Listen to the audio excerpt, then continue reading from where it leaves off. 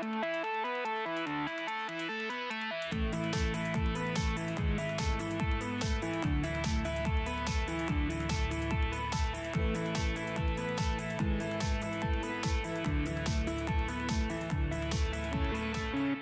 up, everybody? Welcome to episode 22 of Spoiler Alert. I'm ChanManV, and he's Ello. He's Eat My Diction. What's up, fellas? Hi. Hi. Hi. We're a little bit late today because I literally woke up like 10 minutes ago. I woke up and I ran up here and here I am. So hi. We get the coherent Ellohime today. My mind is ready to work. Yes, ready to work. But are you punk rock though? Just take a bump of Adderall or something. It'll be good. Oh, yeah, man. I mean that's what all the professionals do, right? Professional streamers. Yeah. Yeah, it's fine. I'll be ready. Anyways, what's up with you, Chan? How you doing? Good, man. Just kind of rolling, or at least winding down the week.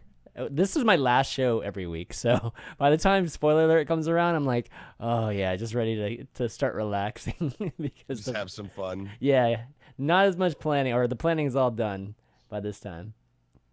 What is it? So, oh yeah, we're talking about punk rock. Jesus. I was like, what are we talking about today? Yes. What are we doing? About? What's up? The coherent Elo. I finished it this morning.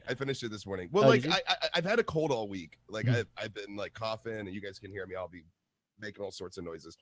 But I was invited last night to go over to King of Valiants because he just built this speakeasy arcade. Yeah. And it's fucking awesome. Yeah, he's got you walk into his house and you go left and there's a bookcase and the bookcase actually turns and you go through the bookcase into this speakeasy. Yeah, into this video game speakeasy, and he has a classic arcade setup there and a big screen TV, and he's got two monitors up at the top. One only shows or displays excuse me, alerts. So if you donate or whatever, it's going to end up in this big screen. It's going to say thank you, blah blah blah blah blah. Oh wow. In this screen there's another streamer if he wants to watch another streamer. Then he's got cameras in every corner, and you can see he's got a webcam. He's got 3 cameras up in the corner, or 4 cameras up at the corners. They're all over the place. Anyways, and so we just played classic arcades last night. But here's the thing is that normally when he invites me out, something pops up. It's either I'll get sick or me and Cora have something to do or whatever. I'll have to cancel on him. Well, this week I started to feel sick and everything. I was like, fuck. So I went anyways.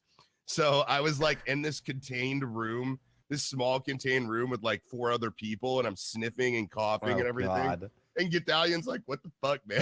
Get the hell out of here! All over the place. I'm like, well, I didn't want to contaminating my speakeasy. I didn't want to cancel on him again, because you don't want to be that guy that just keeps canceling on your friends. So I was like, I didn't want to. It was either cancel or this. He's like, nah, I'm glad you can. We had a really good time. We beat Simpsons.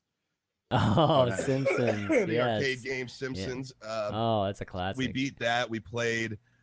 They played Power Stone, played Marvel vs. Capcom. We played that old WrestleMania. Oh game. Yeah, dude, that's great. We played all sorts of stuff. It was a lot of fun. But so last night, we did some drinking too.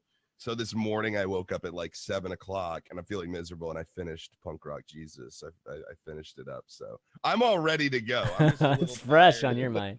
Yeah, it is pretty fresh on my mind. But I finished it yesterday, but it only took 2 seconds. It probably took 2 hours to read, or 2.5 hours or something like that to read. Yeah, completely. It wasn't that short. bad actually. Yeah. Unless you're someone who's digs in and focuses on the art style and every little detail. It's a pretty quick read. Yeah. There's the beginning of it is a little because you were saying that it would be quick and there was a lot of big page artwork and stuff. Yeah. And the beginning of it is not that for the first 20 pages. Very it's just heavy. Straight text heavy. Yeah. Exactly. And I was reading this, I was like, that fucking liar. I was like, this is gonna take. I was like, what is he setting me up with? And then things really start to kind of get a little bit more. We're already talking about exactly. Before we dive in, though, let's just give everybody a heads up. Sorry, I couldn't help it. It's okay. So this week we're doing Punk Rock Jesus. It's a graphic novel by Sean Murphy. Those that that are into the comic and graphic novel space. You guys know Sean Murphy from other works. Which Diction you might be able to run through some. Like he's I done a actually Batman. don't. Hellblazer. He's done a lot of Batmans. Yeah, Hellblazer. he's done I know Hellblazer. He's done a Batman. He's done, let's see, Joe the Barbarian, Shaun of the Dead. Yeah, so I think he might be planned to do some more Batman soon. Is what I was kind of seeing whenever I was cool. reading a little bit up on him. So, anyways, a very accomplished, just writer. I would say, yeah, just writer, right? He doesn't do the artwork, right? He writes it. No. Is that correct? Yeah. He has very many leather-bound books. Okay. Yes. His apartment smells of rich mahogany. Okay.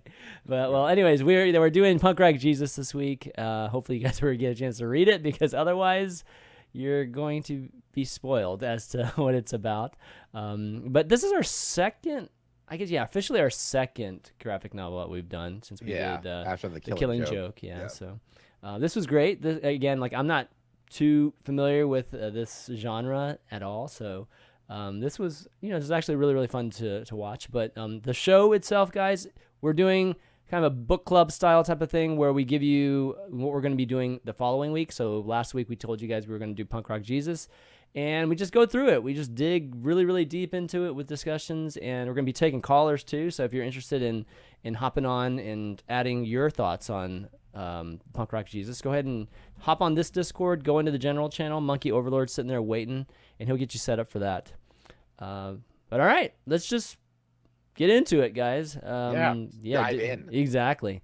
Go ahead, you guys start. I'll just finish my thinking. Okay. I guess I'll start, given that Diction is probably more of an expert in this genre. Overall, I thought it was great. I mean, I think my first reaction to the artwork, given that I haven't really seen that much of it or at any of his previous work, was the fact that it was black and white. It seemed a little more like sketchy, like like more like sketches, not sketchy, but more like sketches. Yeah, the comic isn't working on the right level. Man. Exactly. No, this guy's totally fake. No. But given that there was no color and that sort of aspect, it took me a little bit to get used to that. But after about, I don't know, maybe about 10 pages or so, I got totally used to it. And I think the plot and just the themes in it, especially in the very beginning, was like totally captured me right from the start, given that there's obviously religious overtones, there's political overtones, there's also this whole entertainment and media and just the whole manipulation that goes along with that, which I think we can all understand ourselves too, being in this type of space. But overall, I enjoyed it. I thought it was really, really good. Yeah, the artwork actually, at first, I didn't know if I liked it or not. I was kind of like, I'm always like that with black and white. Even like Walking Dead. I think Walking Dead probably has like some of the worst art I've ever seen. Like, I feel that way. And I love Walking Dead, but Walking Dead's all black and white. And sometimes you can't tell characters from each other. Yeah. Like, it's weird. Like, especially like Andrea, and there's another character on Walking Dead specifically where it's like, and finally she got a scar on her face. And so they were able to draw her with a scar, and that's so the audience could keep up with who was who. Yeah. Because sometimes it got really, really weird. But as the novel, as I went through the novel, I started to see why they have that specific kind of artwork, because that artwork is like chaotic. Like, it's almost like an ink painting or something. Yeah. Like, it's almost like it's okay if there's a spill here or there, or like, this or that. And I think it lends itself really well to what's happening in the novel itself.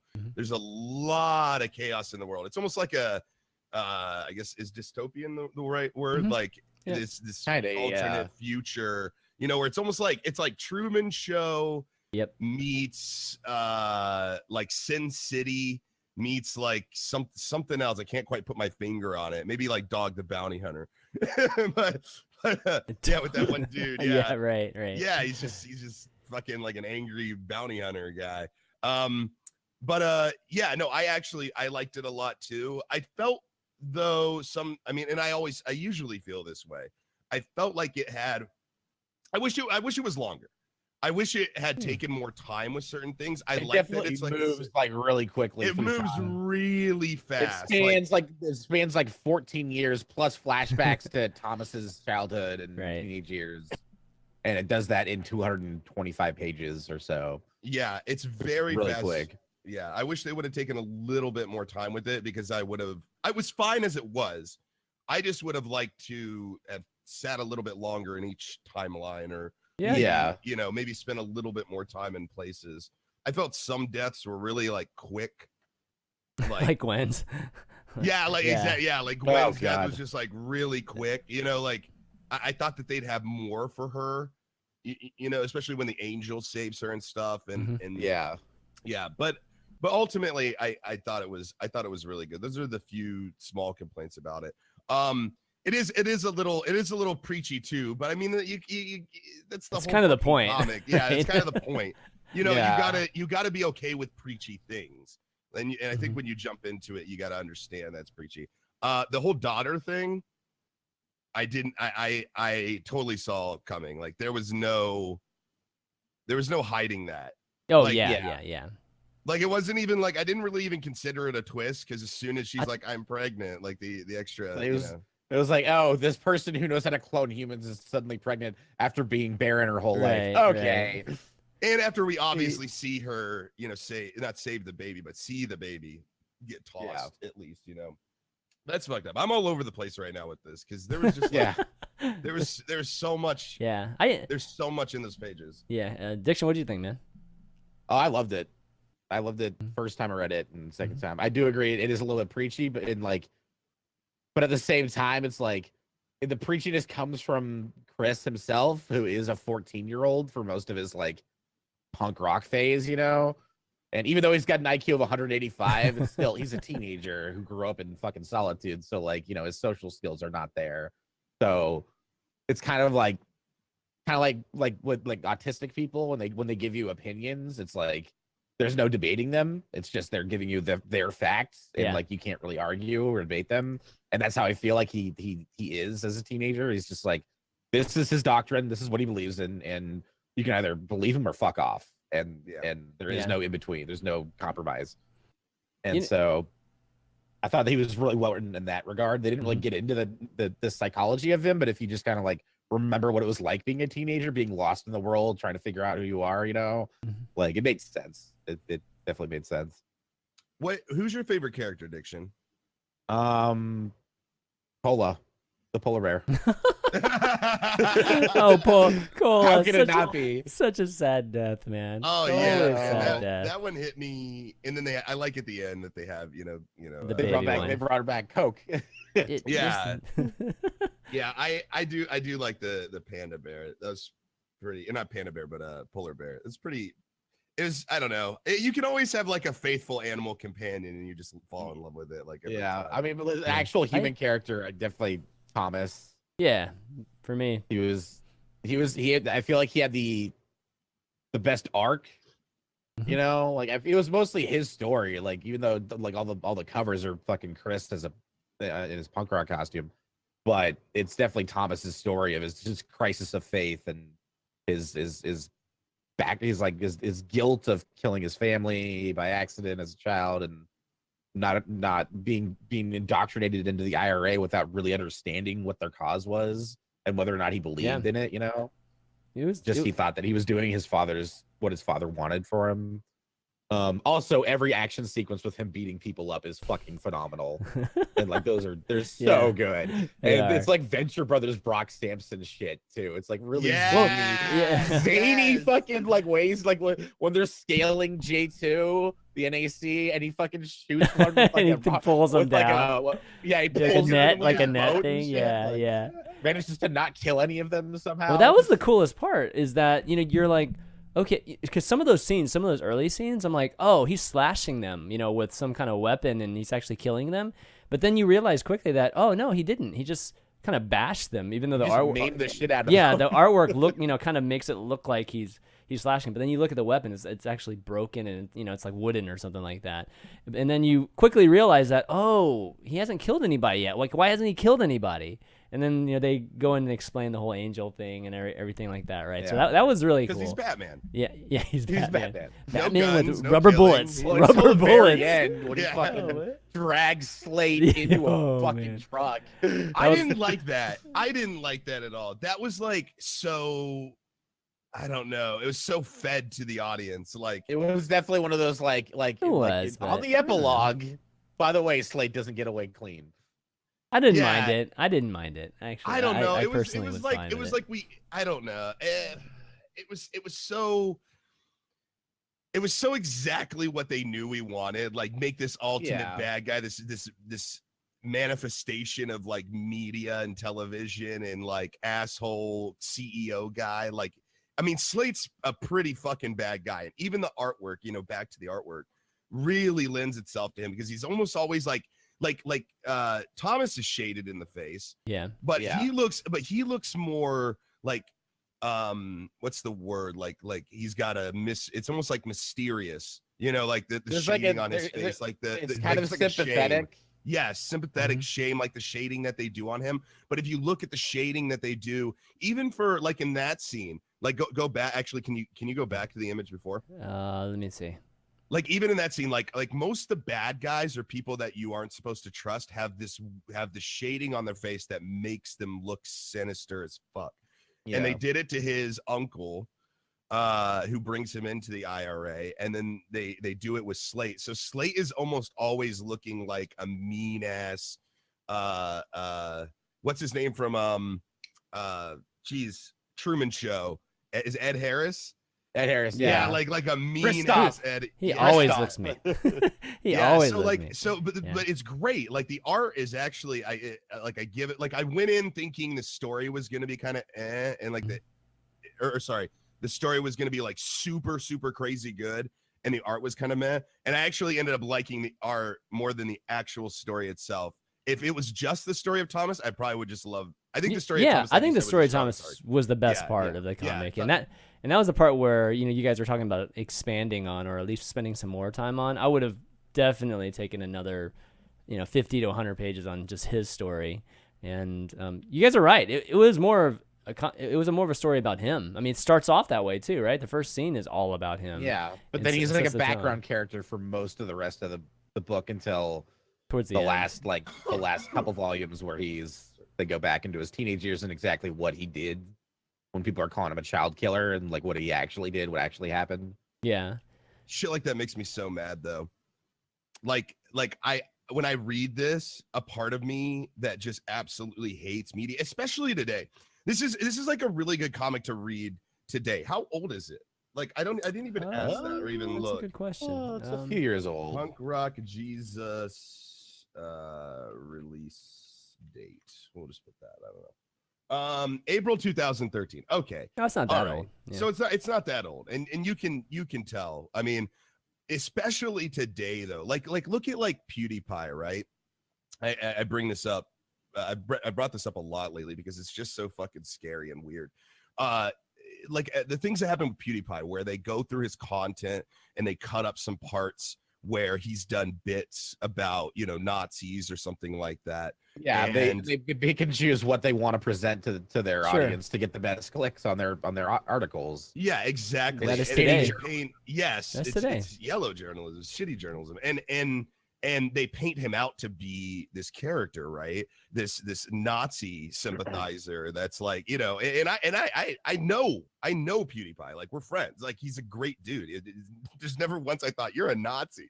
Like, Yeah, I know. he's never once said No, anything, but that's how they portray him, right? He's just Like, irreverent, and he chooses to present his jokes in the wrong way sometimes, which is like that's a character flaw. That's not you being a bad person. Like yeah, and plus he's and at the end of the day he's a comedian and he's there to make jokes, and if 1 out of every 100 joke he fucks up and goes too far, I'm okay with it because he's a comedian. That's his job. Like, anyways, but what upsets me is that we see this, and then you see like J.K. Rowling, who you consider to be somebody who's pretty well educated, really, really loved by a lot of people because of Harry Potter. And then she retweets that out about PewDiePie. And this idea of like the media controlling a narrative that they feed to Yeah. people, that people just read the headlines and then make decisions. And you've got some person here or some people here who are completely affected by it, whose lives could even be ruined by it, but it doesn't matter because somebody's making a buck.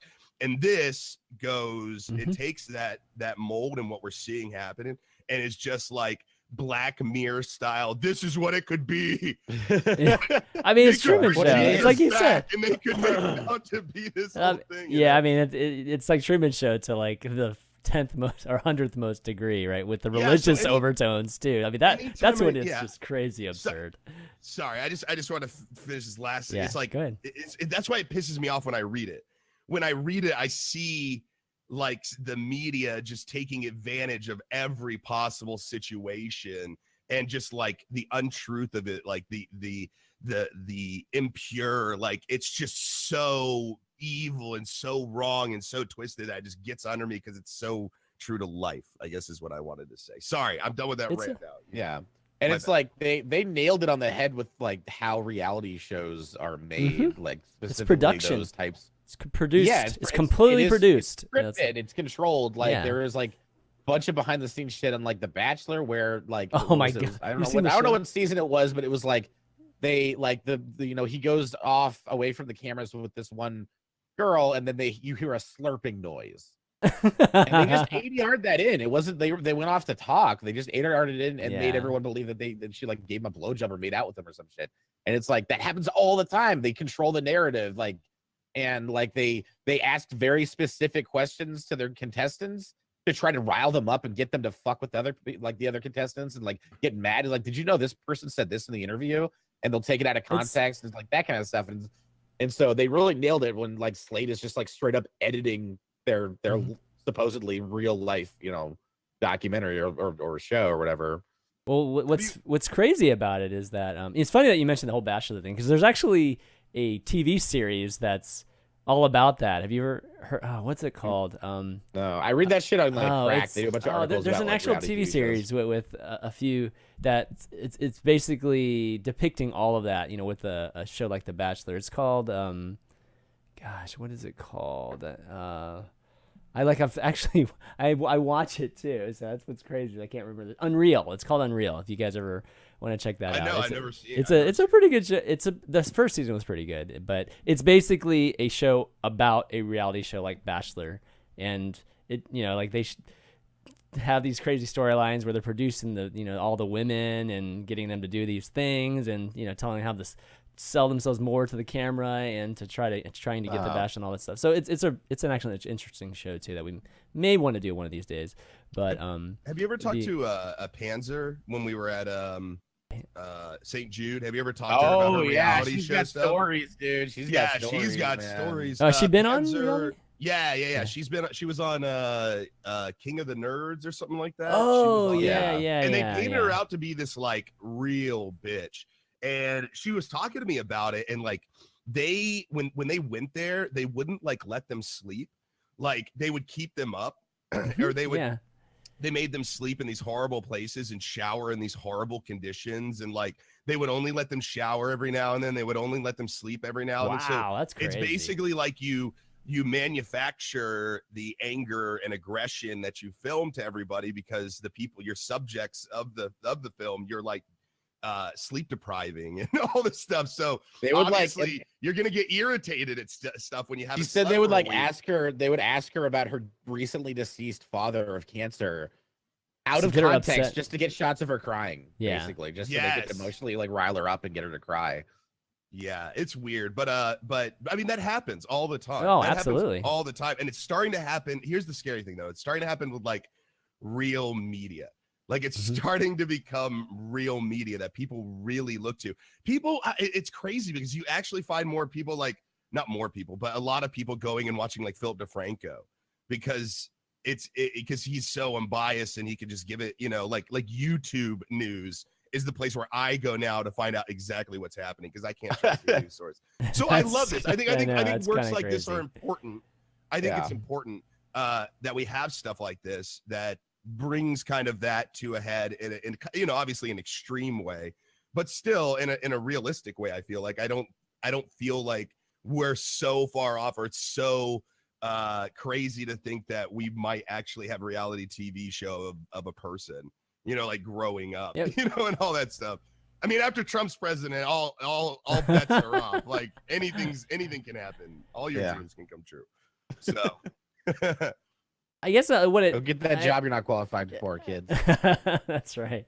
I guess what's a very interesting part of this too is just you know, what it says about just society, right? You know, a lot of those things that you did say, Ello. I mean, this is a clickbait, you know, society these days. I mean, a lot of people are trying to take advantage. A lot of that are catering to it, and that's where all these, you know, produced type of content and in some ways manipulative content comes from. Is because that's what people want to see, or at least people want to see these type of specific storylines and things like that, and people are manufacturing in that way. It's just dangerous right now because people are using, you know, real people as the actors, and you know, their real lives and things like that, instead of just having fictitious things. Like, you know, when we watch a Netflix series, we don't give a shit. Like when we read this, we don't take it like it's actually real and has that kind of impact. So that's where it is a little bit scary. And when it comes to like religious overtones, which this, you know, Punk Rock Jesus definitely had, it makes you wonder if that could ever happen too. Like, could they go? I mean, this is exaggerated. Where they're saying they found the DNA for Jesus, and you know they're genetically reproducing him, you know, in this fashion in the form of a reality show. Okay, that's probably not going to make it, or people are probably for the most part not going to believe that. But really, I mean, so that's the question. Okay, that's the question. Okay, yeah, okay, I mean, question. I mean that's the question. Like, could that type of religious overtoned reality show like make it today and have a type of polarizing impact that we saw? I mean, polarizing almost to the point where we saw with the Trump election, right? I mean, we saw our at least our nation divided that way. Could the world be divided that way if we had a religious based reality show like that? I mean, under the context of what they're doing and the technology that they have in the future, this becomes a more immediate problem, right? Like, we don't have the technology right now to just like clone people and change their eye color and stuff. I mean, at least we don't know of it yet. I mean, we have tried to clone things. I know that we have cloned some things like sheep and stuff, but I mean, here's the thing: is that in this future, their technology is at a place where some of these things can be more believable. Does that make sense? So like today, you wouldn't be able to go and say, hey, we have the Shaw from back when Jesus was alive and we have his DNA and we're able to create this guy. Like, that's so unbelievable to us. But in this world, you know, 30 years in the future in our lives, is that going to be so unbelievable? So I think it's a good question, but I think you have to take the context of what's actually available to them that isn't available to us. Though I mean, it's an extreme, you know, obviously it's an extreme. Well, let's just say there it was. Let's just say somebody got a DNA from some type of piece of clothing that people, you know, that some, I don't know, experts or some folks are claiming to be, you know, a shawl or shroud of Jesus, and they cloned this thing. They cloned him, you know, and inseminated into a virgin. I mean, I don't know if you go in the part that they inseminate into a virgin, really go crazy like with that. But let's just say they did. Let's just say they cloned like what people are saying is Jesus' DNA. What happens after that? Listen, first of all, I think that there's more people that would believe it than you think.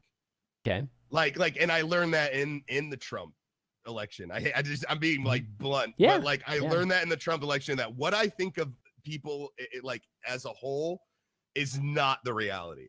Yeah. Like it's not. Yep. And I don't want to say anything too condemning, but let's just say there are a lot of people out there that are willing to believe a lot of things. And I think that I think it would be just like Trump. I think most people would see it for what it is, and then there'd be some people that don't. I don't know. I think somebody could pull a show off. How about this? I think it would make insane ratings. I think whether or not people believed if it was him or not isn't even like important at that point, because that's going to be a given. Like, some people are, some people aren't, but it's everything that they do around him. I think it's possible. Here's the real question. that I kind of wanted to get into. Kind of, it's a, you know, kind of in this realm. Is Slate Chris's dad? Oh, okay. I see what you mean. Because the scientist lady says, hey, this isn't from 2,000 years ago, this DNA. It was from 2 days ago, like 2 days ago, right? You know, and on top of that, it would make a lot of sense that Slate would want to keep it secret, so he used his own DNA. And then on top of that, he would feel almost like he owned them, or almost like it's happening to my own kids, so it's okay. Now, he never I don't think he ever shows that fatherly side to them. I mean, he dumps one of the kids. Yeah. Are you saying biological father? Like biological like the father. DNA that was used to create him. He just went to the room with the magazine about how the DNA that was given to them was not Caucasian, and they had to alter it to make it Caucasian.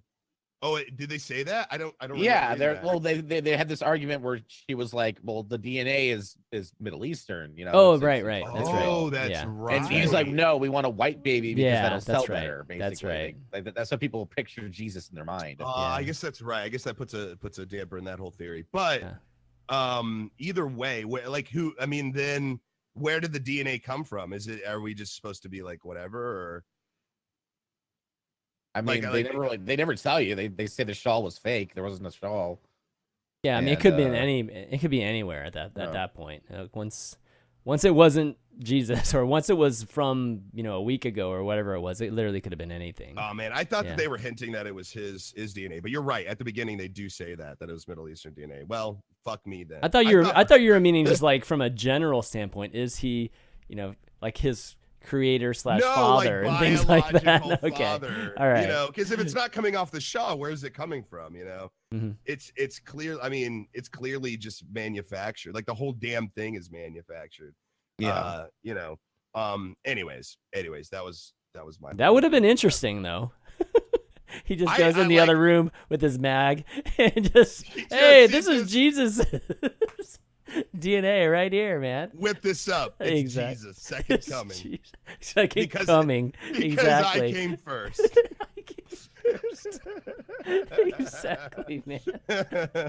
Anywho, you said there were religious overtones in this, but like there's just religiousness in this. It's like not even overtone. Yeah, it's just religious. Yeah, it's very it's very obvious. And you know, one thing I was hoping that was going to happen, and I don't know, it might have been too outrageous, but I was actually hoping that he was the second coming in the end.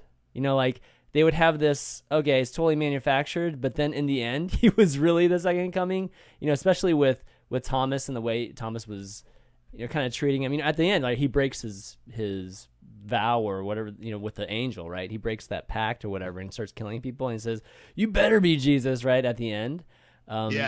I was hoping, again, like I was hoping this would actually come all the way full circle, and Chris would be this, you know, Christ figure for real, and then what that would end up meaning. But I know it was a little bit of a stretch. I just think that would have been a crazy, interesting twist at the end. Well, they do sort of hint that his sister might be. Really? You know, yeah, like when the doctor, the scientist saves her from the water. And it was miraculous. It was miraculous. She goes like, I might even call it a miracle that she survived. And they like bold miracle and stuff like that. You know, it gives you this little hint that maybe his sister is, you know, the actual, you know, second coming. But it's a very, very scant amount of info. And I think they threw it just as a teaser. But I agree. I would have liked to have seen him actually be who everyone thought he was. But at the same time, you know, there's a lot that comes with that too, you know. Like well, I mean, they set up these factions, right? You had the what was it, the New Christian? Was the New Christian? Who was the faction the of IRA, people? the NCU or NC? Or the NUC, NAC, yeah, the New American Christians or whatever like that. Yeah, so they had those factions already set up. So I think if he was, it would have messed up the plot line and the storyline at that point. But I don't know. I would have liked to have seen Jesus be a punk rock star, you know, and bring in the message in that fashion. That would have been kind of cool. Yeah, that was fucking awesome. Yeah. I love, and I've never been a huge fan of punk music. I can appreciate it, and I can appreciate the culture and everything that came from it. But I've never personally been big into punk. And I had friends that, you know, love Real Big Fish and less than Jake. Is that right? I don't know. Somebody's like Those are more ska punk. I guess ska punk. Yeah, they were all into that, and I just never really got it. Yeah, But, punk rock is more like Sex Pistols, Yeah. fucking okay. Minor Threat, that kind of punk rock. Yeah, well, I did appreciate the idea of spreading the word in like a radical way because it says it in the book.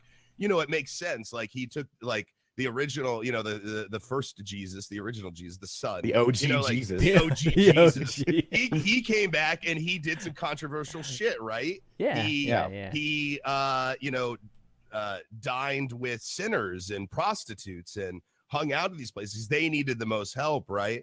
And kind of spread the word in a really different way. And I love this because it's like taking things that society can all get behind, whether you like music or not. Most people at least appreciate music, you know, like music is universal, it's human, you know, in a way.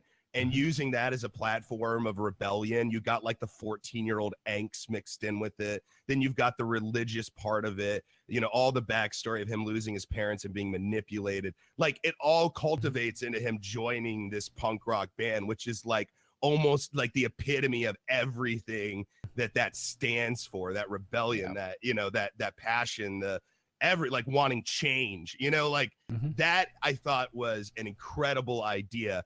Though going into it, I thought, wow, how silly. What is punk rock Jesus? You know, like what is this? Like, how does it even get to this point where Jesus is in a punk rock band? You know, like what are the steps? But the more that I read into it, I saw the idea, I saw the multi-layered part of it, and I thought it was really clever, actually, in a very new way too.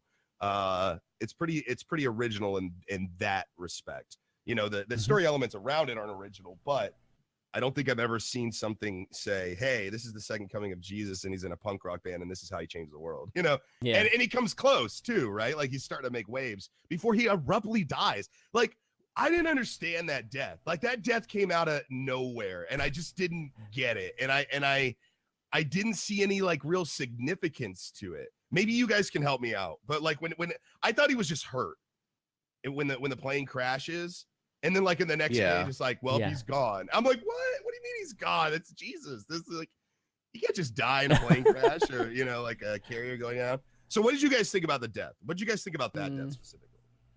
I feel like every death is in the comic is super quick and confusing, and I feel like that's how death is. Like especially sudden, like violent deaths. It's shocking. It's hard to understand.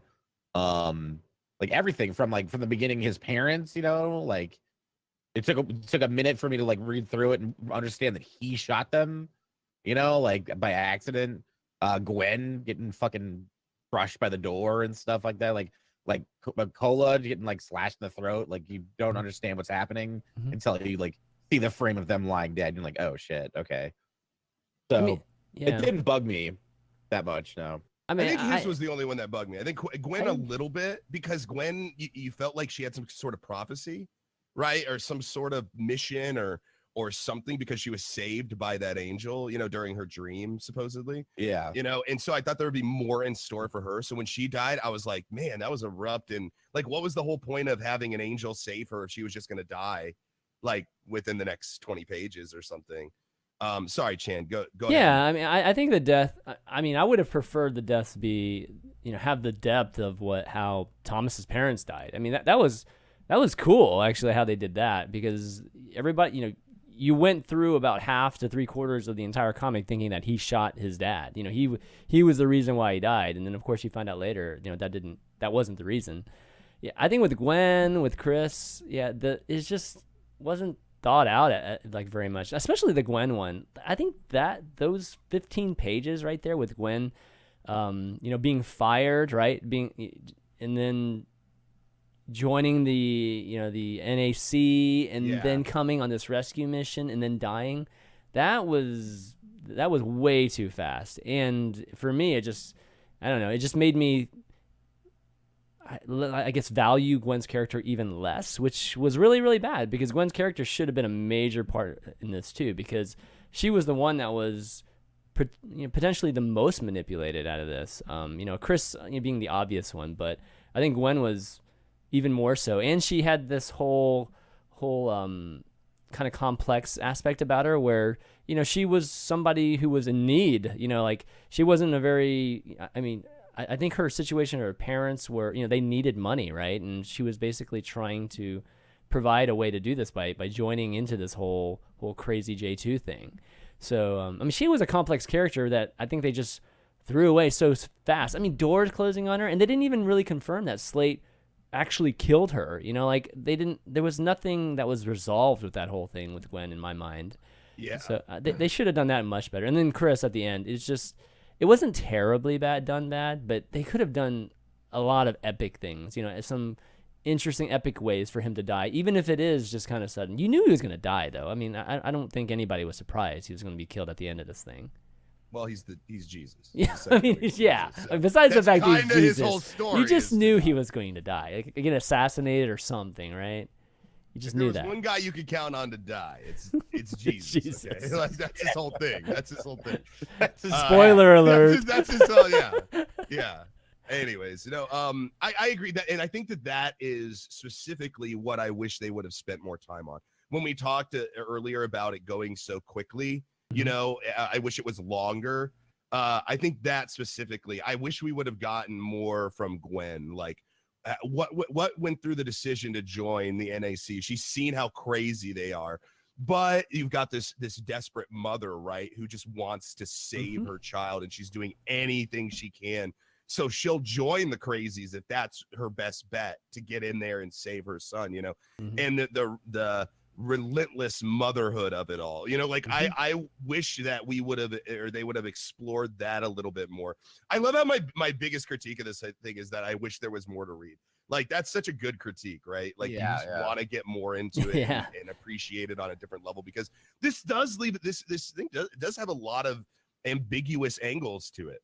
Like, there's a lot, like you said, like, Gwen's death was never confirmed. It could have just been a door malfunction, or somebody in the room could have hit something, now they said that he's the only one in control of that. Sure. Okay, it's probably Slate, but we don't know for sure. In a court of law, he'd get away, and not that that's saying much either.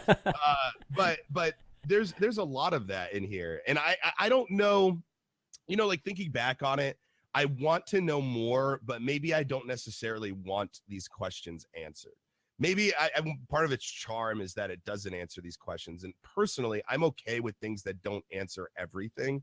I like to kind of explore and theorize myself and, go back. But yeah, I do think that I would have wanted more explanation into what Gwen was thinking, or what Gwen did after she left J2.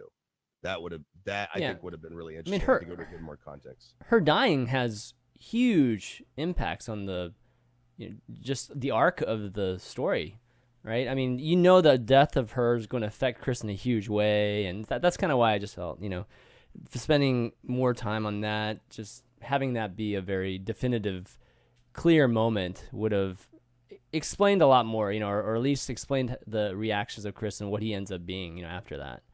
Because this whole punk rock thing, it's not full-fledged until after that, right? He listens to the music, and after she's gone, it's who was it that snuck him all the music? It was the scientist. Is the scientist? Okay. Yeah. It was the scientist lady. Yeah, so he was listening to all that stuff, but he didn't really embody all of that until his mother died. Just that whole, just at least the rebellious aspect of, or rebelling against J2 and everything that they're doing. Just kind of a light bulb right in his head that he's just being manipulated and he needs to get out of here too. So, anyways, the point is that it should have been one of the most impactful moments, and it wasn't. it just wasn't done in the most I don't know, just the best way, I guess, that's for lack of a better word. I thought that some of the best panels in the graphic novels were when he was like going through his little montage of learning and oh yeah out, like him doing the jumping jacks. Yeah, know, that's and it right. just The goes skip, to skip. like a face Yeah. of him, skip, and it's like, Yeah. here, read Darwinism, skip, read this, and like his face is getting closer and closer to his face as he's, exploring this. I thought that It's Rocky training. yeah, like in the way that they did it in the panels and the way. Now, here's something we don't really talk about much because we haven't done very many graphic novels and stuff. There's so much more attention to detail. It's so much more important in a comic book, obviously, that's showing illustrations or showing pictures to you, that they're giving you what is happening, right? It's like if you've ever read like a manga, right, and it reads from right to left instead of left to right, when you first pick it up, you grab it and you're like, what the fuck is going on? I don't understand. This doesn't make sense, right? Because it's important, the context of where you actually place these pictures, where you put the text bubbles, what exactly you say in those text bubbles. It's a different art. And I don't think we've really talked about the art of actually creating a comic book. That's true. And I have not myself created a comic book, but I've got several friends that actually moved to Austin, Texas to pursue that as a career. And since then, they have published certain comic books and everything. Nothing's like really huge, but they've done it. And I've talked to them about it. And one of the things that they said, like more than anything, was finding a good illustrator that can get across what you want your characters to get across, and being able to set that up in a page. All that takes skills and art that again, we never discuss. So I just wanted to appreciate this comic, especially, I think, has that down to a fucking T. I think that where they show things like even in your slides, here, there's so much variation in the different pictures, the presentations, the presentation. It's like picture in picture in some, and some are picture in picture wide. Some are wide. action sequences. Action is another thing that's really hard to get in standstill illustration. But anyways, that scene specifically where he was learning and he's got the jump rope and things are being suggested to him and he's not really saying much, but you're seeing these little clips of what's happening to him, I thought was fucking magnificent. It's like watching a good montage in a movie. Yes, yeah. I mean, if you were to give the I guess they do have the what is it for literature? I forget the award. Scene. Yeah, they have something for it. Like that's like the scene where I'm just like, if I was watching a movie, I'd be like, like perfect. Like it was great. So this book, I think its strongest suit is honestly the construction and content of the pages and what they present to you. Which again, we don't really talk about much because we don't really do. I mean, I agree with that too. And given that I have very little experience with it, I mean, there were a few moments where I have to say, just the different presentations, was something I had to, kind of look over again, like, because there's 2 pages, right? And I actually bought the book, so I was kind of reading it like in book form, and sometimes you're just assuming that everything on the left side's first, right? But there are definitely some pages where the top of it spans across both pages, and you're supposed to be reading it in that order, and then and then followed by just some stuff on the left page, and so the ordering was something that varied from page to page at times, but it was done so well that it wasn't even that hard for me, who's a newbie. So there's got to be something said about that. I think there was one page that was a full spread that I started reading like a one page, and I didn't realize it was a full spread. I think that happened to me a only few happened times once. too. Yeah. Mm-hmm. I think that only happened once, and I remember specifically what it was, but even with the cloud bubbles, they did a really good job at that. Like I could clearly tell what the sequencing was, like after maybe 1 or 2 pages of seeing it. So that helped too. That helped me realize that, oh, okay, this goes all the way across to the next page. And then I was able to kind of see, just kind of figure out the order naturally. It wasn't even something like I had to really voluntarily have to work out in my head. So very, very good. Stylistically, that was really, really good. Let me ask you guys a question, since we were just talking about death a little bit ago. Which death impacted you the most? Like, what would you guys say? Diction, what would you say, like, was the death that you were like, oh, fuck, or like anything? Cola. Yeah. Yeah, Cola, me too. It's actually Cola for me too. Yeah, okay, forget the animal lovable companion. It's kind of weird. But probably the little girl during the bombing. Yeah. Oh, Even though yeah, you yeah, didn't get yeah, to know her yeah. The character, bus, still the like was bus. super tragic, and like the Yeah, events leading up to it, and like that you finally understand Thomas had a line he wouldn't cross, you know, for the IRA no matter what. right. Made a more sympathetic character. Yeah, there was I love that scene where the IRA is there and they're like, "What's Thomas doing?" It's like, "Oh, apparently he's got a soft spot for kids or something like that." Like it's so casual the way they're talking about it. Like, "Oh, well, he's got us. Well, we're figuring this out," like. And in that scene where he's actually bent over, I thought was probably the most powerful artistically. Like where he's over the corpse, and he's like screaming or something. He looks so fucked up by it. I thought that was probably the most powerful art. But I personally, I thought that his dad's death was probably the most powerful, because you always see scenes like that, like hide in the closet or under the bed, don't come out unless you hear our voice, like that's a pretty cliche thing. It happens in a bunch of different things. I could probably name thrillers, several off the top. exactly. Mm-hmm. Yeah. But anyways, I thought it was interesting that they actually had friendly fire in it, which is something that you don't really see. And I know that ultimately it wasn't his fault in the end, and there's that twist and everything. Again, I think that arc is probably the strongest, and we can go into that in a second. But you don't always see friendly fire and like the kid actually open up fire on the parents or something accidentally, which could easily happen in a situation like that. My dad used to tell us stories as a kid, like in order to make sure that we respected the firearms that were in the house. My dad was a police officer. He made sure that we didn't do anything that would, cause him, like for instance, he told us a story one time of a buddy of his, and this is a true story. Buddy of his comes home from work. He's been working like a 16-hour shift. It's late at night. The door is unlocked. The house is messy. He doesn't really know what's going on. So he thinks the house has been broken into. And so he pulls his gun and starts going through his house. I mean, he sees like a huge mess, and he gets to his daughter's room, and he's clearing his daughter's room, and his daughter and her friend jumped out of the closet. Oh shit. And went boo, to like scare him. Like they purposely set him up, and he shot his daughter and killed her. And like these things, it's a fucking tragic story, right? But as a kid, we knew not to scare my dad.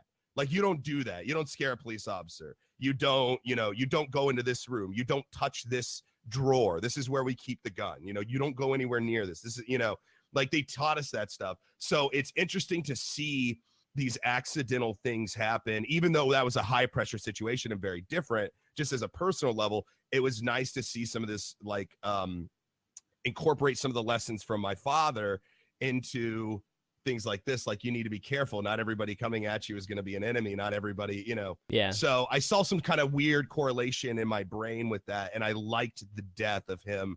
His throat was shot, so he couldn't yell out to him. He opens the thing and then gets blasted by his own son with a shotgun. Like, that's fucking crazy. And I'm so glad that they put a different spin on the typical hide in the closet till the bad guys go away. Right. We're going to die inevitably out here. But, it happens in Kill Bill. It happens. There's like a whole bunch of shit that happens in. Yeah. There's definitely some narratives where the child kills or thinks he killed his parents, and is haunted and affected, psychologically for a long time, right? Until he gets resolved. I just can't think of the movies right now. Which is really crazy, because it's not something that's too doesn't happen a whole lot. It doesn't happen a ton, but it's definitely happened in some very, very big films. I just can't remember it. And what a happenstance, like what a happenstance that this would actually work out in the uncle's favor. That's the crazy part. Yeah, that's and that is some really, really good writing, because when you're going through it, you're expecting twists and turns, like you normally would in a graphic novel. But that one looked pretty cut and dry, like this, you pretty much accept that this is something that the main character is going to have to deal with, and that this was his fault. However, I mean, it was his fault. It's not his fault, because he was in a high risk situation. It was, he was a kid. He didn't know. He followed orders and shot him and everything. But that's not really what you think is going to be twisty about it. Like, you don't really, you consider that as canon for his backstory. That's what he's had to deal with. This thing that it's already sort of not his fault, but he killed him, kind of thing. Mm-hmm. So then when you get the extra layer where it's really not his fault. It's really fucked up. This was a setup, and it's his uncle, and like it's a whole thing. I think that was really, really well done. And I thought the twisty part of that wasn't so twisty that it was crazy, and it was subtle enough to be powerful. Yeah, and just having him, a family member, somebody you trust, end up manipulating you to the point where you're doing exactly what your father didn't want you to do, and taking it all the way down there. That was by far the best portion, or at least the arc in the entire storyline. And again, that was the reason why I think all of us wish that whole section was longer. Getting back to your question about deaths, I'm not even joking. Cola's death was probably the most impactful one for me. The rest of them is just kind of like, I don't know. I'm not sure if this is indicative of just, again, like how it was done, or if deaths just didn't matter so much in this. It was more of a general message, I guess, in this entire piece. But yeah, deaths didn't really have much of an emotional impact on me in this, in this graphic novel, which is kind of odd because that's usually what it's meant to do, right? Like as a mechanism in terms of develop or just creating flow, right? Creating arcs. That's what it's supposed to be, and it just didn't do that for me at all. But in the end, though, it didn't really hurt just the entire piece, in terms of the messaging and everything. So I don't know, maybe it just wasn't that necessary. What about like the divine influences over people that ultimately lead to nowhere? Like there's this weird thing that I noticed in the book, like with Gwen, like we talked about it briefly, like the angel saving her and then she dies in 20 pages. But even Thomas himself was, visited by a divine being, or what he perceived to be a divine being, saying to him, hey, if you kill another person, you're going to go to hell, basically. And really, that has no resolution either. Like, yeah, that's a good point. You know what I mean? Like, there's a lot of these things where people perceive divine influence, and then things happen and nothing really comes of it, that you really see. Do you think that was done purposely to show that, like, maybe this is all just in our heads and it's not a real thing? Because they say like the bruises weren't ever cataloged or whatever on Gwen's shoulders that she claimed to have from the angel. This is a reoccurring theme, but like even with Thomas, like he kills all those people at the end. He murders like 20 people or something, and there really isn't any comeuppance, except for maybe that you could maybe make an argument that Chris died, and like that might have been the punishment. But I don't know. Diction, what do you think, man? Like, did you notice that too? Like, most of the divine influences had absolutely no relevance, relevance. I feel like that was the point, though. I think so too. Yeah. Like the argument that the book makes is leaning towards atheism, science. Well, he talks about it. Like if you actually, bought the book or read the book, at the end is like the author's thoughts. Right? The afterword where he tells you when he lost his faith. Yeah, exactly. That was an interesting story. Yeah. So he explains that he lost his faith or he became atheist, and I think it was purposeful based on even just that. Just reading that and just hearing what you're saying there, Adam. It was purposeful. So these people are so in the comic, these people are guided by imaginary divinity that ultimately is just bullshit. Like, that kind of makes me love this more. That's like, if you read it, that's what it is most of the time. It's when it comes down to, you just got to take them at their word. You got to have faith. It's like, I saw this, I heard God. Yeah, and everybody's different. I don't. This is definitely something that can be very polarizing, alienating, especially on a show like this and people watching. But we're talking about from the standpoint of the author and what he's intending, with it. And in that afterward thing, he talks about just, there was a moment where he was surfing, I believe. Yeah. And, he gets pulled under by the waves, and, he was going through this period where he was going to try atheism and, not praying and things like that. Right. And there was this moment where he was just dragged under by the undertow over and over and over. And he said that at one point he would normally have prayed here and just hoped, like that God would save him type of thing. but he consciously made a decision not to do that. And, he was able to kind of get his mind straight. And then, he realized that the board was still attached to his foot, and he was able to, just reason his way out of that and get out of that. And basically at that point is kind of when he, kind of realized, or he felt that, atheism is, correct or whatever. That's kind of where he found his spiritual direction or whatever. Yeah.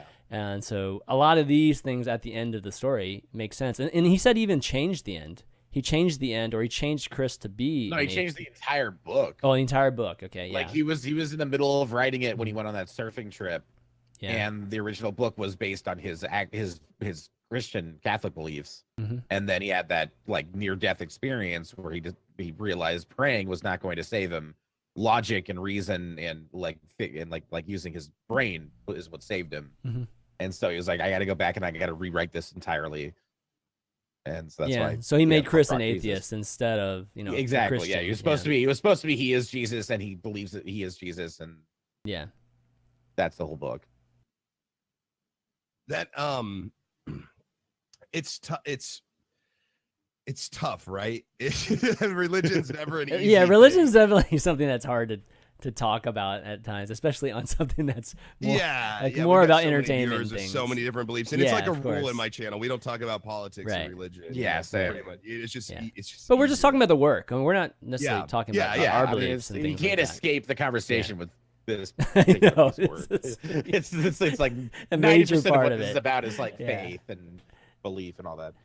Yeah, but I mean, it's pretty clear that the author is totally against religion. I mean, it's I mean, even to the point where it's like these people are getting these divine influences and then leading up to nothing, like changing their entire lives. And you've got like the ultra harmful Christian character, which actually reminds me a lot of my aunt, and she'll never watch this. She'll never watch this because she's ultra Christian and she'll never watch this. So I can say that I saw say whatever you want about her. Yeah.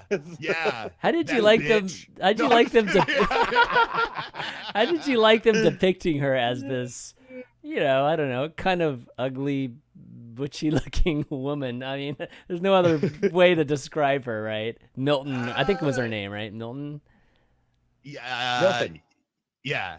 Milton. Yeah, Milton. Was it Milton? I can't remember. I mean, here's the thing, though. You always see that lady in the crowd when there's like a religious, there's like she's an archetype, right? Of like she's the one that's standing outside of Barnes and Noble on a Harry Potter release date, just like telling people not to buy it because it supports witchcraft and shit. Yeah, you could see her at a West Side Baptist. Was it West Side Baptist or West Baptist?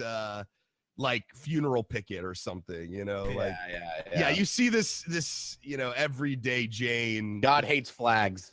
Yeah. Man, I don't know. I felt like I felt like that character. I was like, yeah. And this is coming from. I was born and raised Southern Baptist. I was homeschooled most of my upbringing.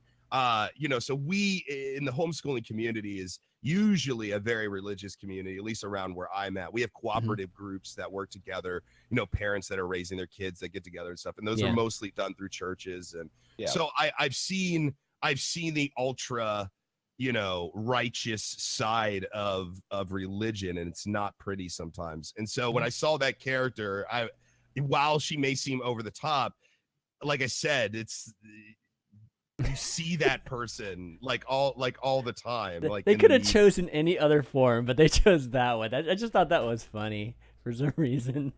Well, and it's I don't know. I feel like it captures the whole, what about like, will someone please think of the children, like that. Like I think the fact that she's feminine leads a lot to the kind of mindset that she has, because there seems to be like when it's like religious dudes, they're always like super convicted, and they're always like they're rarely crazy, like if they're crazy it's kind of under whatever, but it's like women for whatever in media, when it comes to religion, they're always depicted as fucking crazy, like batshit crazy, when they're given that type. You know what I'm saying?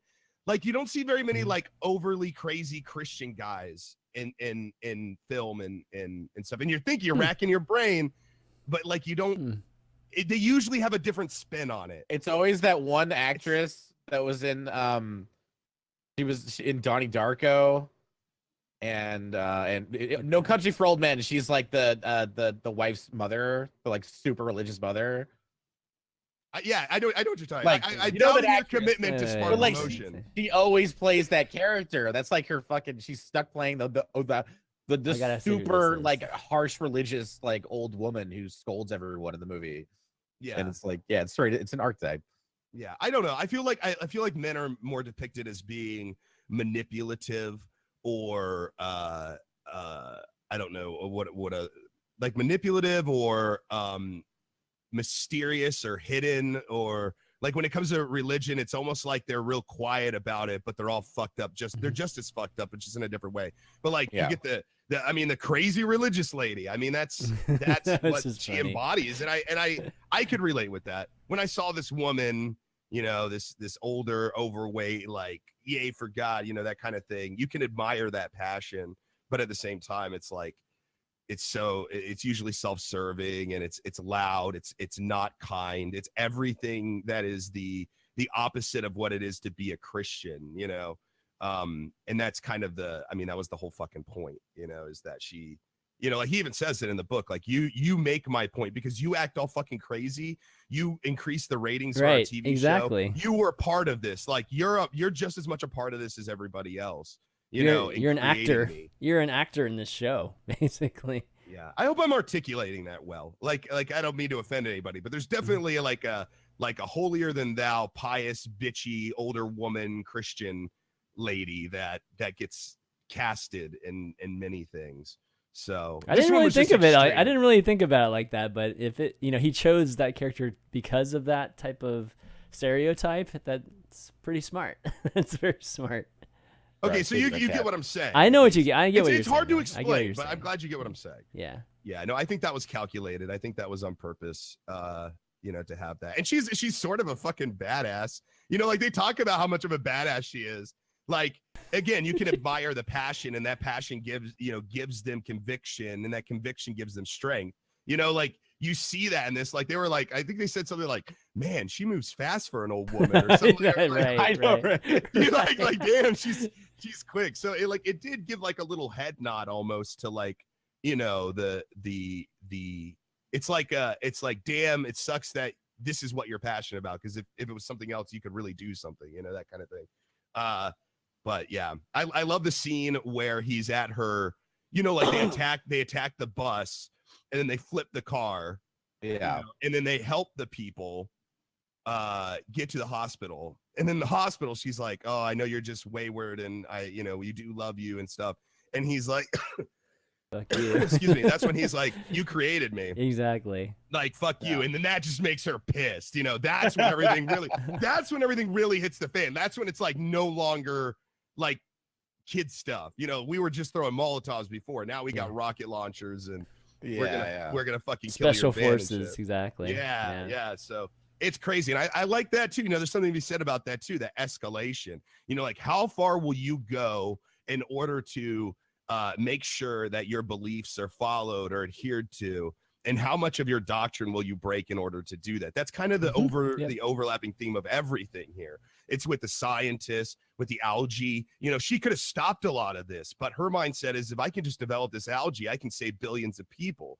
You know, so she's got that. Slate's got that.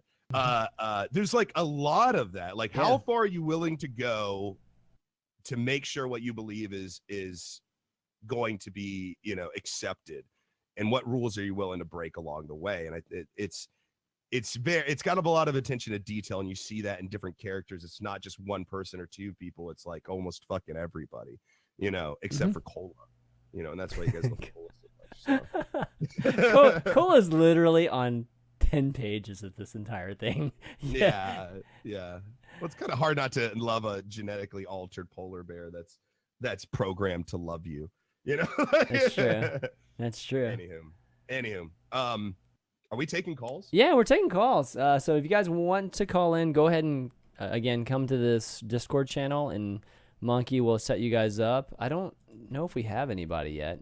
We actually have somebody in there, but he's like a regular on my Discord, so I'm actually Not sure if he's wanting to call in or not. Let me see. Yeah, and if you guys want to come in, you don't have to ask a question. You can just talk about it yourself. You can ask a comment. If you don't want to, that's cool too. We're pretty casual, so sometimes we get callers, sometimes we don't. It's not a big deal. No don't be pressure. shy. It's all good. But if you, don't be shy. If you have something Yeah. that you felt like we haven't covered that you read and you were like, man, I really want to talk about that. Now's your time. Get in here. This is your moment. This is your moment. You can be a star. You can be a star. But- We can make you a star. We can go Slate on you and make you a star. We can make you a star. Man, that's some fucked up shit though, man. That guy, I mean, like the scene with the baby was probably hit me the That hardest. was rough, dude. That's really Yeah. rough, especially like, and Chan, you can attest, especially like being a parent. There's like I always feel like such an asshole when I say that, like I have something above somebody, and I used to fucking hate when people said that. It's like, yeah, you have a kid, we get it, fuck you. But there is something about like having your baby delivered in front of you and seeing your infant child and holding that infant child and seeing all the nuances and it look at you and you look at it and it's this thing you created, and then to see a panel where this guy just fucking throws, like, what does he spray some kind of poison in her fucking mouth? No, like injects He a injected it under her syringe tongue, like on her man. tongue. Oh, and an God. infant, man, and then tossed into the water. It's like, oh man, that hit me, especially since like I get Time Magazine, every Time Magazine all the time. That shit And happens, man. like the last couple years, like with all the immigrants and stuff trying to cross rivers and everything and losing their kids, and it was like that shit is the saddest fucking thing.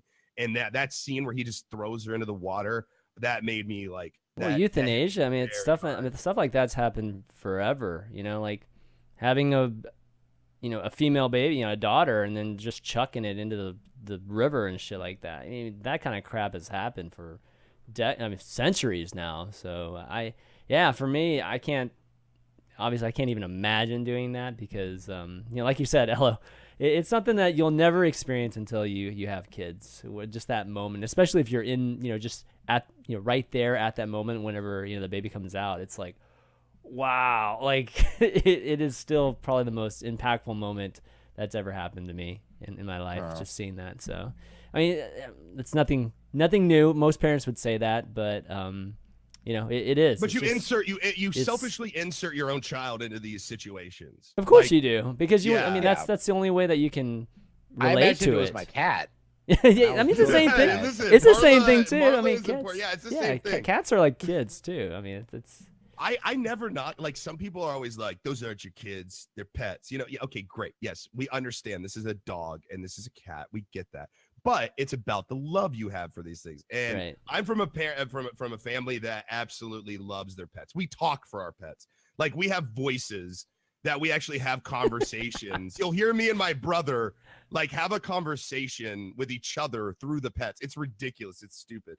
But like, if one of them died, that's a family member. Like, we feel that, man. Like it hurts, So you say Marla, and I'm just like, more power to you, man. Like, yeah. I mean, if we lost our cat, I'd be really upset. Maybe not the same as if, obviously my daughter, but I mean, it would fucking hurt. But yeah, you selfishly insert your child into these situations. And that scene where he tosses her in the water, I was just like, I couldn't believe it. It's like, there's no getting around that. And as soon as I saw that, I'm like, this guy's gonna die in a horrible way. He has to. At this point, he has to. You can't just drown a baby and then walk away without getting, something. And his death was pretty horrific. Back to that death, it's that clamoring for blood thing, man. I don't know if I like that in media. Like, okay, for instance, let's have a little side discussion before we look back and talk, see if we have any callers or anything. Sopranos. Okay, so you're thinking about Sopranos, and guys, I'm going to spoil Sopranos a little bit. So if you haven't seen it, you guys have seen it. You guys have 15 years to watch this. Watched like 10 years to watch this. I know how it ends though, because I know. Yes. Shut up about it. I haven't watched every episode, but I've watched the beginning and the end of it. Yes. Well, people, and the same thing with the Breaking Bad. You want these characters. Here's the thing: is that they paint a criminal or a person who's making bad decisions or decisions that affect people, but they do it in a sympathetic way, right? So you're watching this person and you're cheering for Tony Soprano, but at the same time you're thinking, one day Tony's gonna get his. Right. You know, like Right. like you're in the back of your mind, you're always thinking that one day Heisenberg is gonna get his. You know, and it's this weird feeling. It's like you want this comeuppance, this payment for all the shitty, you know, things that this character's done, and this builds up over the course of a series. So at the end, you're expecting this phenomenal death, this like brutal, deserving death. And one of the reasons I truly believe that people didn't like the Sopranos ending is because it did that, but it robbed them of the visual of it, right? You're waiting, and they had visuals before that of other people, like in the same episode or the episode before. They give you that brutal death on people that deserve it, but not Tony Soprano, and that pisses people off. And so I this has always been a weird thing with me. I've always been kind of like, is this healthy? Is it healthy to watch through a series? And this is a question I'm asking you guys. Maybe you guys don't even think about on this. Is it healthy to watch through a series secretly hoping and praying that at the end of it, the character you're watching will go through some horrible, traumatic, even, you know, brutal death, because that's what they deserve ultimately? Like, do you guys find yourself waiting for that? Do you find yourself like, Yeah, Of course. but it's like Yeah. it's you know, I can separate fact from fiction. So if it's a fictional story, then yeah, I don't know. It's like I can wish that upon characters, and if it happens, cool, and I can revel in it. But it's like I don't feel like I'm a bad person for wanting that. You know? No, not I at think all. it's No, a- I think no. I don't think there's anything wrong. I with mean, all of that. and even in reality, I mean, just in real life, I think it's a natural instinct to want justice. You know, it just generally, whether it's justice in your life or you're just observing situations, you want justice. When somebody goes and kills somebody, you want that person to go to jail, or I mean, some people go to the extent that they should die too. You know, whether it's, you know, being put to death or whatever in when they're in jail, or somebody go and kill them or whatever, right? That's a very common instinct for everybody, and that's going to obviously play into the type of content and media folks like too. Is it bad? I mean, it's a natural instinct, but you know, it's breaking the laws, and then in civilization, in civil, just what we've created from a civilization, society. So in that respect, it is bad, but it is a natural instinct. Like, yeah, no, okay, that's great. So let's further this. Let's continue this thought process then. Okay, justice. All right.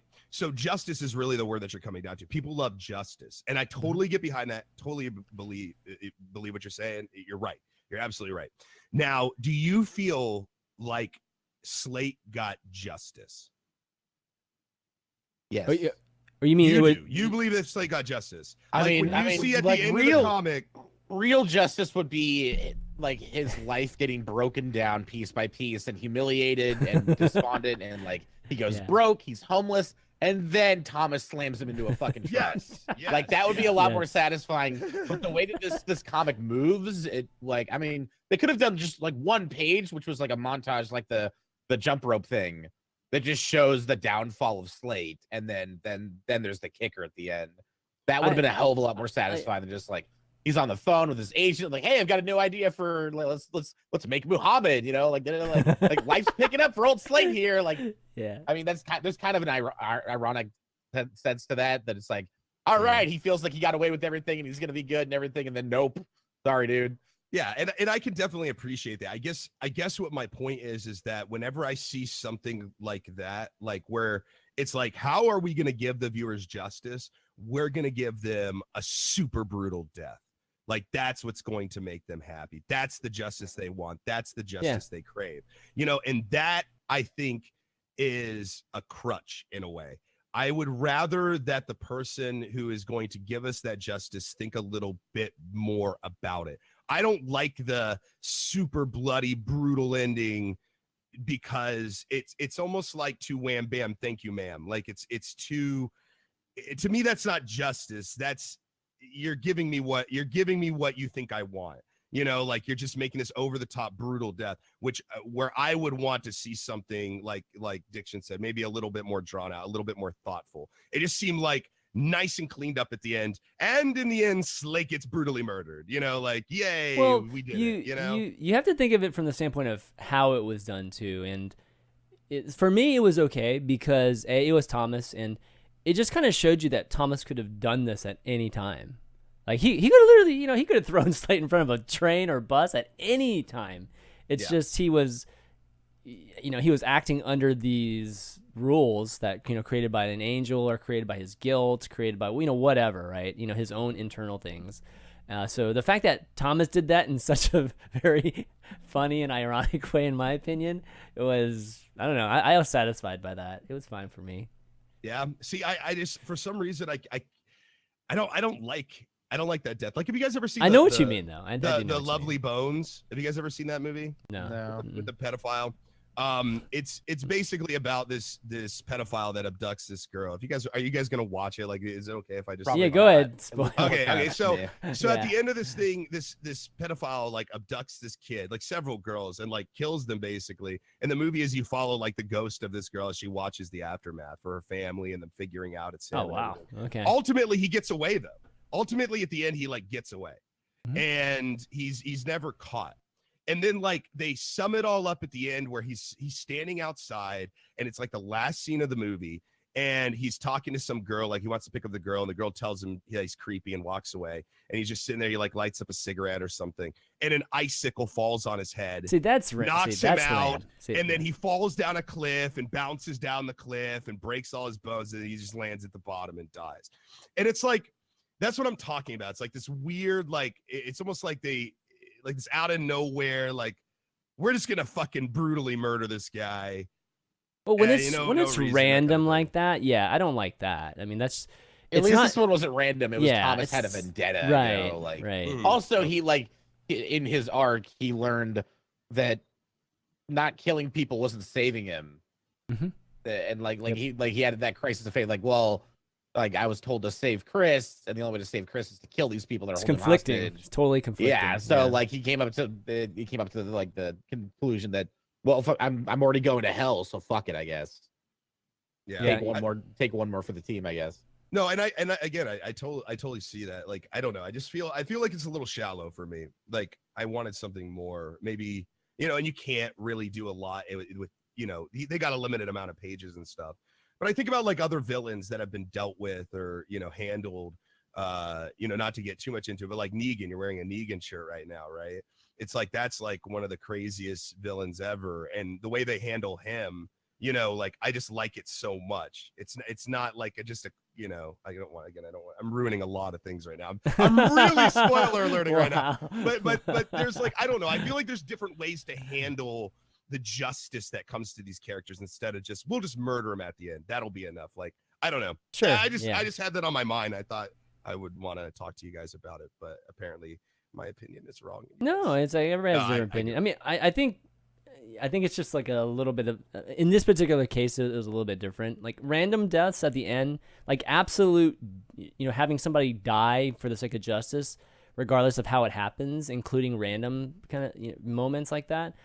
I mean, it has to be done right. Like it can't just be like, oh, he's just dead at the end, guys, and that's enough. That's like gonna be satisfactory. It's not that. I mean, that does have to be done in a certain way. So I think where we differ is just how it was done. At the end was like either you like it or you don't, and there's nothing right or wrong about it. It's all good. Yeah. The real question, it's my opinion, and I'm right. But, I guess what's interesting is that do you have to have that kind of ending? That's really a question too.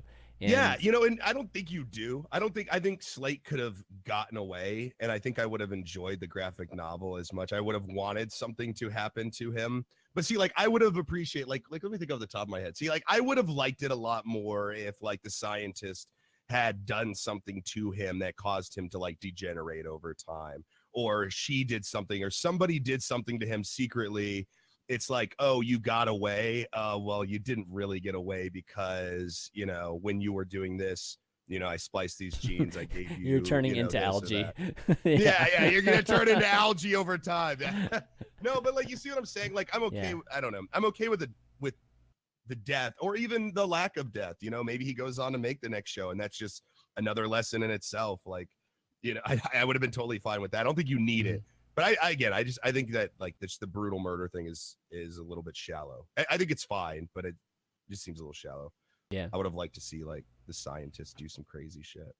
She's like, you put me like, she used that line. It's like, how did you hide this clone from them? She's like, I'm a scientist in a multi-billion-dollar lab that I've been able to do. Like, this was cake, you know? So, like, if the guy got away and then, like, you know, got a letter from her, hey, by the way, you know, 15 years ago, you know, I did this and this and this to your genes, you know, enjoy your last 3 months of life or something like that. You know, like, that would have been, like, a little bit more of a kind of twisty. Like, in the end, she always did plan to kill him, you know? Something like that. I don't know. I just felt it was a little rushed. That's all. That's all. Sure. Just my opinion. Anywho. All right. Well, I don't think we're gonna have any callers this week. This, I think this genre is just one that's a little bit even more niche than what we typically do too. So Yeah. it might be harder. Yeah. Sometimes we got somebody that's an expert in this, you know, this particular thing, and then you know we have a phenomenal. This sort of Marvel callers. comics, you guys would be eating the shit up. Exactly. Sheeple. It's an interesting thing with the show format, because the show format itself, and we've talked about this off air, but like on air, it's difficult for people to keep up with stuff that we do normally, but especially when we have something niche and you have to like order it offline and, you know, have it shipped to you or something like that. It's definitely difficult to find people like that, but we always try to keep into consideration the ease of watching these things or you know, reading these things. Like, we always try to take that into account for you guys. So hopefully this next one will be a little bit easier for you. Yeah. Speaking of the next one, why don't we talk about next week's content or show, movie, whatever. And next week we're going to be going back to shows here, or televisions, or Netflix series, and we're going to be doing the OA, which I know nothing about this. All I've heard is people's opinions. Like, yeah, me too. Like, and it's so mixed. Like, it's very polarizing. It is polarizing. That's what's a good one, I think. It's all like, one person will be like, I like this, and then I hated this, and then like the next person will be like, I hated this and I like that. Like, complete opposite. Like, without ever any, you know, real true details. It's just like, you know, ambiguous shit. But yeah, I don't know what to expect at all with this. Dixon's already seen it, so he probably can't say too much right now, but I haven't seen it either. I'm in the same boat. I know a lot of people feel different ways about it, and I just figured it would be a good one to discuss. So check it out, guys. Go check. It's on Netflix. You can go find it there. Netflix, Yeah, full circle. It's on Netflix. Yeah. You guys should be able to easily access it. You know, you don't have to order it or anything like that. So yeah, and then come back, call in too, guys, if you guys want to do it. We have the call-ins available every single week. So just know that when you come and watch Spoiler Alert, you can do that. And again, if you just have to have Discord, you can come in and chill out with us. But yeah, that's what we're going to be doing next week. And how many episodes are there? Is it like 12 or something like that? Or no, it's like 8, I think. 8? Really? Wow, I thought it was 10. Okay, that's not bad. I will look it up right now. All right. Season 1. I could have sworn there were more than that. Season 1, 10 episodes. Has there been multiple seasons? 10. No, it's Okay. like a self-contained story. Okay, cool. No. This one's saying 8. Oh, okay, 8 episodes. It says 10 on IMDb. I'm just gonna go to Netflix. Yeah. Why don't we just go to Netflix? Never and check mind. it out? Apparently, they're working on a season 2. Yeah, Okay, yeah. the I think two episodes that's. are kind of okay, it's 8. Okay. It is 8. It's 8. Okay. All right, so that should be a lot of fun, and I can't wait to get back to some TV series. We got to do Unreal, though. After talking about the whole reality thing and Bachelor thing, you guys would enjoy the first season of Unreal. It'd be a good talking point, too. Okay. So we'll have to do that eventually. But all right, well, why don't we wrap up? I think it's been a great show, and again, we get a chance to talk about graphic novel here. We want to try to do as much as possible, like in terms of the different types of media, kind of get as much coverage as possible. So, if you know folks that like graphic novels or comics, let them know about this episode, because you'll be able to find it, check it out on at least the VOD on our YouTube channels. But Diction, you want to do some shout outs, and where can people find you? I am Eat My Diction. Find me at twitch.tv/eatmydiction1. I'll be online later at like 5 p.m. Pacific Standard Time eating really hot wings and dying. Dude, you got to check that out. Watch it. Root them on. Oh, do you get anything special for finishing it? Do you get like an extra prize? I actually don't know. I don't know. Okay, you don't. Oh, no. Okay. No, here's the thing: is that like I I won't try too hard. You're not even supposed to say, because this can't be an official Blazing Wings challenge, because it's not in the restaurant. In yeah. order for it to be official, you have to be in the restaurant. But normally, if you're in the restaurant and you complete the challenge, you get a T-shirt. But if you complete it at home when you just order the wings, they don't count it, and so you don't get a T-shirt. Even I'll make you a T-shirt, Diction, if you finish it. It's gonna be on stream, and my roommate's gonna referee for me to make sure I'm not cheating. Okay. So I feel like it's legitimate. It it's sounds fucking legit. Like they sent you the ref shirt and everything, right? I think so. They ref sent a package shirt? came for me during the show. Yeah, they, like, yeah, sent, Yeah, you have to have proof. There's like a stopwatch and a whistle. Yeah, Dude, this they should sent totally everything, be legit. even like a scorecard. Here's like this was like the score thing. This had like a what yellow. the hell? Oh, here it is, the red card. It like came with like red cards and everything. It should come with a They sent me buzzer. with referees, like, I'm sure they said the same thing to you. Okay, well, I mean, them sending all that stuff for you, I feel like it should be official. You know, as long as they check out the video and things. It's kind of crazy if it's not. We'll see. But, You're all just right. there to So, basically suffer for your viewers. chances. What do you give yourself? What percentage chance do you give yourself of finishing it? I mean, how many wings are there total? 20 or something, right? It's like 20, right? Hello or something like that. You have 12 wings to finish in 6 minutes. 12 wings? Okay. Oh man. 12 in 6 minutes, I believe. Wait, I believe 12 wings meaning the like thing those is, little like, I'm pieces, right? Like I'm one confident leg. in my below. ability No, to I eat might be food wrong about quickly. I can eat food super. Dude, I can 12 inhale sounds- food. Like, yeah. look at me. But Look when at it's me. spicy, when it's painful, like I'm not sure how I'm gonna fucking hold under that pressure. Yeah, 12 blazing wings in 6 minutes or less. Just throwing this out there, just as a tip. Go in hungry. I didn't go in hungry. Go in wanting to eat some goddamn food. I'm gonna get some lunch at like 1 o'clock, and then I'm not gonna eat until the wings. So I'm telling you, have like a it's- good amount of hunger. It's technique too. Like if you really want to finish it, like you got to consider different techniques and not just eating it like normal because Ello can attest to that, man. Getting it all over your beard and everything, it's going to be. Well, like I talked about like getting it off of the wing, but they want it bone in. So I think they want you to eat it off of the wing. That idea of like peeling it off of the. Can you peel it with your Too hand? easy if it's like boneless. You're just like, well, No, like, I mean, but that's you so still like easy, let's say you have to peel it off the bone and put it in your mouth, like not like peel it all first and then use a fork to freaking eat it or something like that. But you know, like as No, I think that's against the rules. Is you it? gotta Okay. work with the bone. Oh, Yeah, man. I think part of it is like they specifically say you're supposed to do this with bone in. Like, so it makes me think that they want you to work around the bone. I don't know. Okay. I don't know. I have no idea. It's harder. I'm It's not definitely a harder. licensed Blazing Wing Challenge referee. Okay. Well, anyways, that'll be fun to watch. Definitely tune into that, guys, a little bit later. Hello. Yeah, I can't just request the type of meat, flop and wrist. They're just gonna give me what the challenge is. Do they FedEx and what? Like, how do they do that? Like some local. No, I have to drive BBWs? out like 30 minutes to Oh. get it. Like, there's the closest one's 30 minutes away from me, so they can't deliver it. Oh, I just throw this out there. I got you all should just drums, live cam it. too. Hmm? Drums are Wait, you can easier. do that? You can do Yeah, all drumsticks? They didn't say anything about you ordering all drums, so that's what I did. Is that I smart? find it I'll do easier- that. I don't know if that's smart. Is that smart? Well, here's the thing: is I It's feel like you less. get Wings maybe have a those little- two bones with the meat in the middle, and it's True, like, but you it's gotta, like, less. yeah, But you can yeah, break. little- If you break one end, though, you can just like. I mean, you can take it off really quick, and it's Well, okay, less okay, meat. Here's the thing: is people who have done this challenge or whatever that do this, and what I've read, Mhm. the ones you want are the ones with the two bone. That's what you Yeah, want for those people. that's what I Because would there's like think. a technique where you can snap it and slurp it, Yeah, and it's exactly. really quick. Exactly. But here's the thing: is if you don't know that technique and you're not trying that technique specifically, I feel like the drums are way easier. Like if you don't know that, if you don't have like a system there, then you should just go to the drum. Maybe I'm wrong, but I feel like the It's drum's less easier. I meat. have no system. Like, I just eat wings normally. Like, I've never really thought about my technique of eating wings. I've never had to do this before. I personally That's like okay. the double boned ones more than I do the drumsticks. But then when I'm ordering them from a restaurant, I feel like I'm getting ripped if I if I only take the double bone portion of it, given that it's less meat.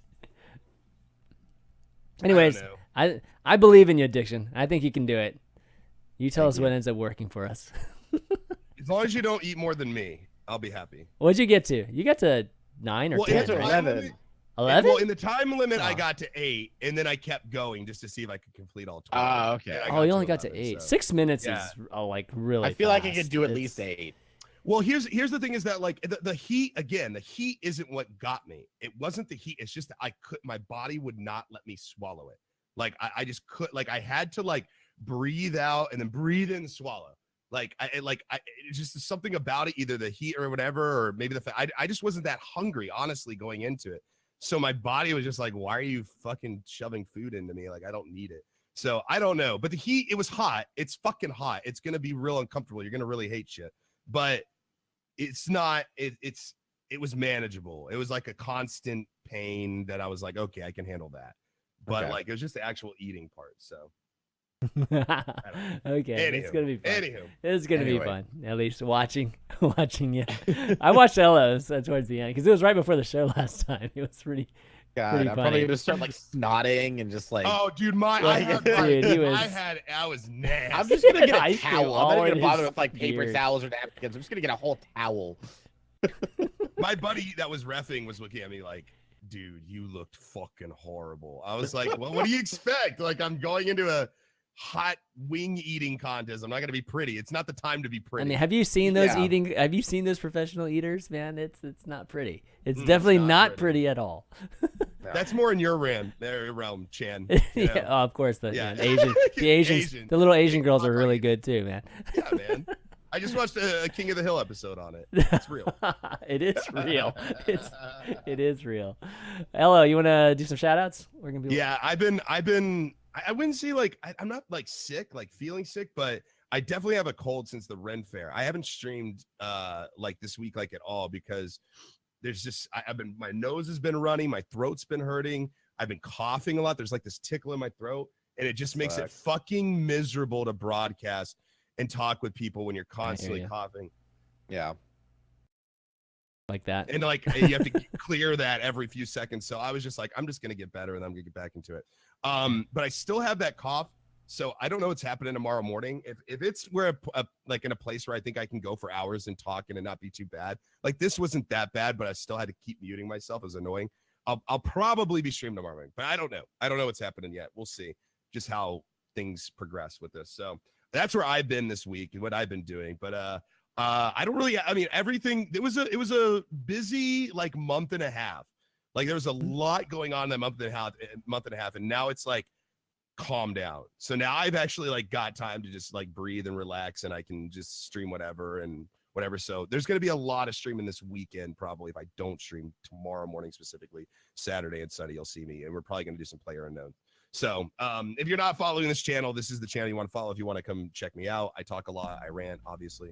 Yeah, I say weird things. Chan. Is Player Unknown better than like H1Z1? I mean, it looks like the same thing to me when I'm like watching it. Right? I'm just You like, know, what- It's a yeah. different type of. It's a lot more tactical and slower paced.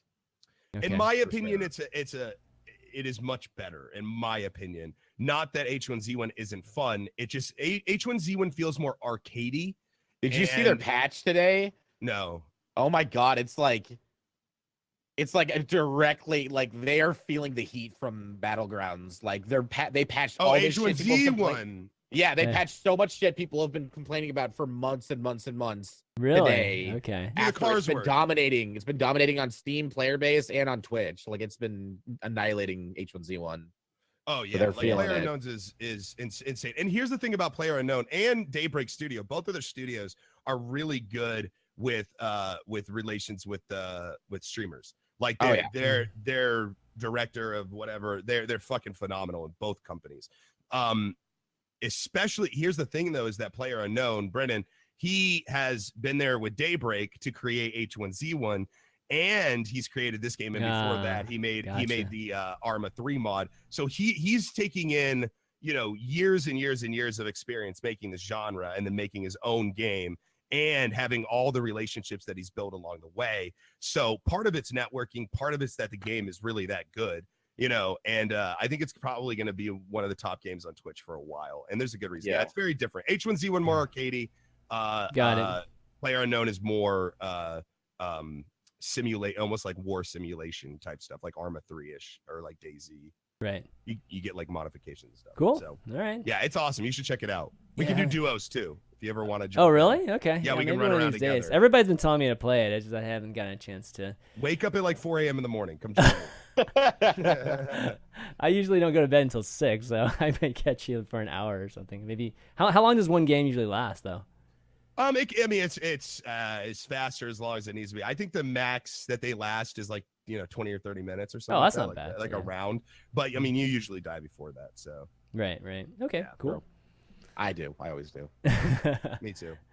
All So right. Chan, tell us about yourself, man. So today is the release of Journey to Ungoro for Hearthstone. So I'll be busy just with that and building new decks and checking out what's actually going on the ladder. We spent like the last week just trying to predict and review cards and things like that. Now it's time to actually see it in action, which for me it's kind of a bummer because I love the whole like brainstorming decks and stuff, and it's like problem solving and solving puzzles and stuff.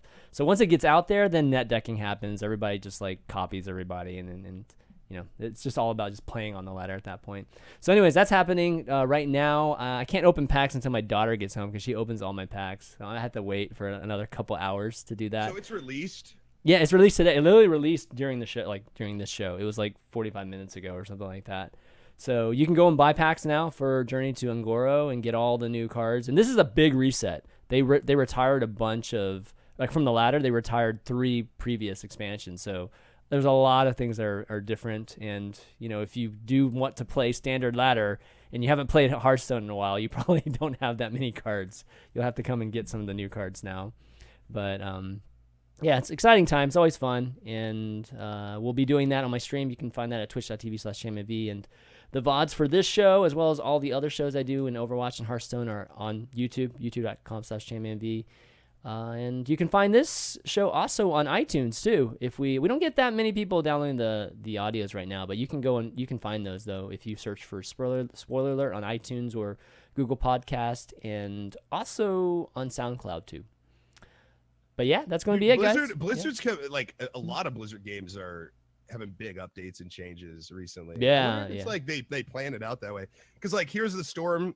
Oh, Heroes of the Storm 2.0. Yeah. Which is very soon. They just released a new hero.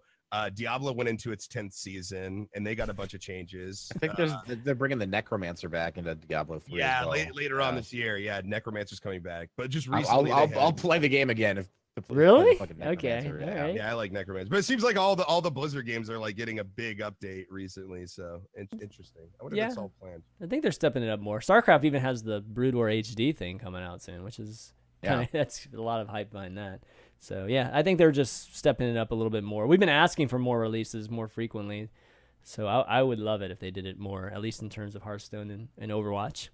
But yeah, anyways, until next week, guys, remember, we're going to be doing the OA next week, which, again, is this bad boy right here. It's a Netflix series. Go check that out. Watch it in the next 7 days, and then join us back here next Thursday at 1 p.m. Eastern on Ellohime channel, and we'll talk to you about it. But until then, for Eat My Diction, Ellohime, and myself, ChanManV, we'll see you next week. Take it easy. We out. See ya.